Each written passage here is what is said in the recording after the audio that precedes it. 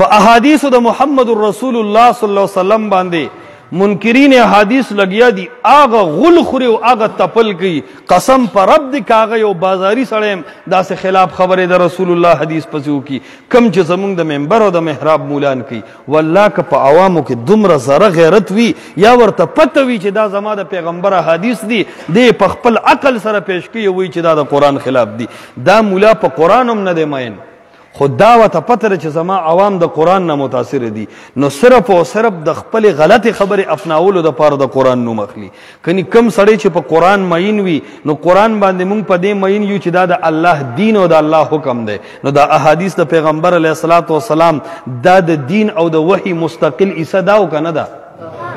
الله سبحانه وتعالی قرآن کې بار بار فرمایي اقیم الصلاة منځ وکې فرمایي که نه فرمایي تاسو چې مانځه کې دا کم سبق وایې په تلاوت کې چېرته دا سبق تاسو له مخې له درغلی دی تپوس درنه کوم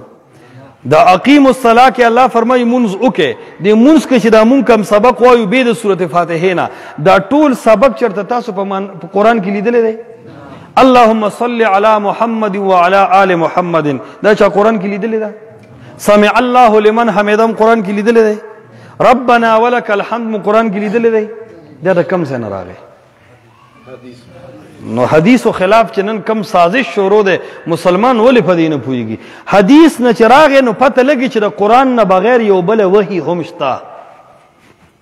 د قرآن نه بغیر یو مستقل بله وحي شته پیغمبر علیہ السلام سره که الله خبرې صرف قرآنی کړي خدا خبرې به قرآن کې وي خو چې قرآن کې نشته دا د دې دلیل دی چې د قرآن نه بغیر هم د الله پیغمبر سره د رب العالمین یو تعلق او د خبرو یو واسطه و چې هغې ته حدیث وي کله چې حدیث وحی ده نو وحی څوک په عقل باندې اخلي او رد کوي وحی په عقل اغستې او رد کولی شي داسې خو به عقل د قرآن د ځینې آیتونو متعلق ووایي چې ذهن مې ناخلي الله سبحانه وتعالی ټولو فرشتو ته وفرمیل اسجدوا لآدم آدم علیه السلام ته سجده وکړې دا سجده عقل مني آدم علیه السلام بشر او انسان و که نه نو انسان ته سجده کول شریعت او عقل مني د الله حکم و که نه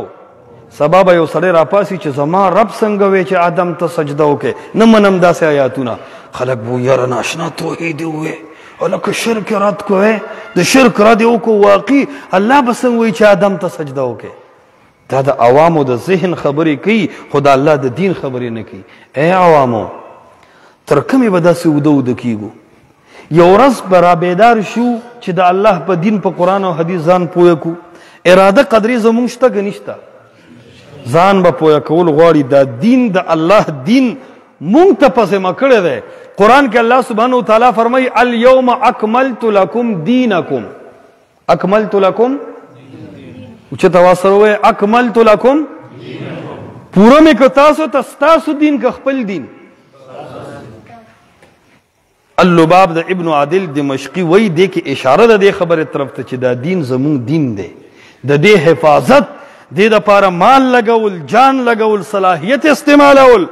ځان نه خوله وینه بهول دا زمونږ ذمه داري ده نو الله وفرمیل اکملت لکم دینکم ستاسو دین مې پوره کو مطلب دا چې ما یې درته بیان وکړو اوس دا دین په مخ د ځمکه ژوندی ساتل دې دپاره خپل صلاحیت استعمالول دې له د اسمان نه فرشتې نه راځي ای د ادم بچو د دې مکلف مې تاسو جوړ کړی نور ستا تابع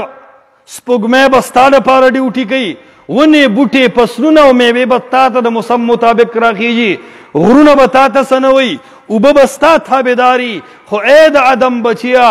الدنیا خلقت لکم وخلقتم للآخره تاسو به د الله د دین د قرآن او د حدیث صحیح دفاع کوئ دا زمونږ ذمه داري ده انشاءالله آینده به د الله په دین ځان پویو که نه به پویو اور کلک غیرت به پې کوو که نه به پې کوو